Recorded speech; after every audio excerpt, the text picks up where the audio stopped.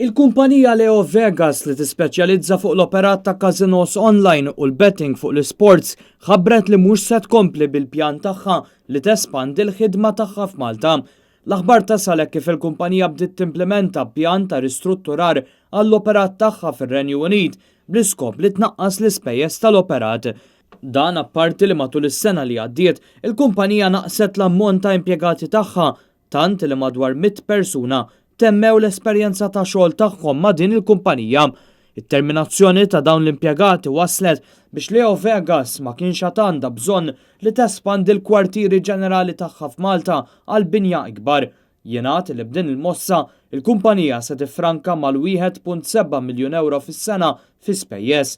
Il-pjan ta' ristrutturar tal-kumpanija u maħsub li se jiswa 6.1 miljun euro iżda se jsarraf biex il-kumpanija tifranka ma' 3.7 miljun euro fis-sena. Aktar kmieni din il-ġimgħa, rapporti oħra indikaw li r-Renju Unit tilef 65 kumpanija li bdew joperaw mill-Lussemburgu. L-Irlanda laqgħu 64 kumpanija waqt li Franza u l-Olanda irreġistraw 30 kumpanija kull pajjiż. Malta ma tissemmix f'dan ir-rapport.